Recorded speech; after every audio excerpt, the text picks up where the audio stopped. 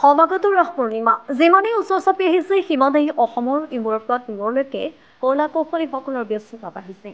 এই ক্ষেত্ৰত পিছ পৰি ৰোৱা নাই ডেৰগাঁৱৰ অৱতাৰ মুখা শিল্পৰ স্বত্বাধিকাৰী বিনোদ।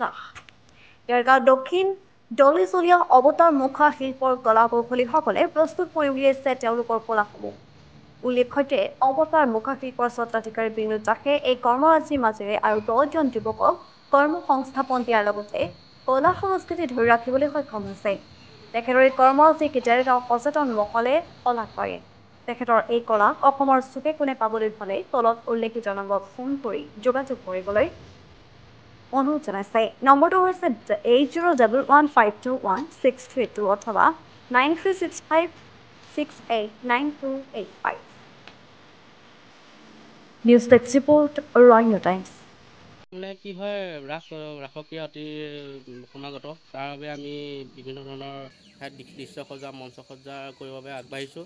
ইয়াত অঘাসুৰ, ধেনুকাসুৰ, ভগাসুৰ, পলম্বাসুৰ আদি কৰি সকলো মুখাশিল্প আমি ইয়াত প্ৰস্তুত কৰিছোঁ।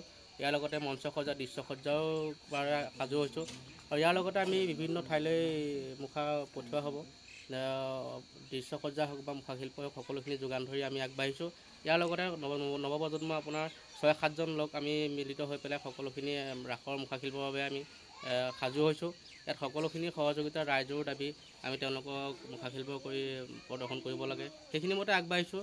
আৰু প্ৰায় আমি 12-13খন ৰাস কমিটিলৈ আমি যোগান ধৰিছোঁ।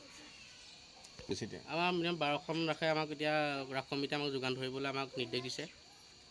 দিয়া হৈছে যেনিবা আৰু ভৱিষ্যতলৈ যিখিনি আমাৰ চলি আছে, ধৰক আপোনাৰ ডিচেম্বৰ যিটো ৰাস পূৰ্ণিমাৰ লগতে সংগতি ৰাখি পেলাই যিখিনি ৰাস কমিটিলৈ আছে সেইখিনি কৰিছোঁ। আৰু পিছৰ পৰ্যায়ৰ তেওঁলোকে পিছৰ পৰ্যায়লৈ আমাক যোগাযোগ কৰি আছে। আৰু কিছুমান ৰাস ডেটত একেলগে পৰি যোৱা দেখি আমাক দিগদাৰ হৈছে।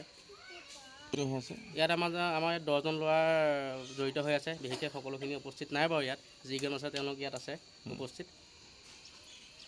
কি ক'ব আপুনি? সিহঁত ক'বলৈ মানে কি, এতিয়া দুখ হ'ব এটাই, হাৰ্থব আমাৰ জুবিন গাৰ্গ তেওঁ ন্যায়ৰ হকে আমি ধৰক যুঁজি আছোঁ। আৰু ইয়াৰ লগতে সংগতি ৰাখি ধৰ্মীয় অনুষ্ঠানো কৰিবলগীয়া হৈছে।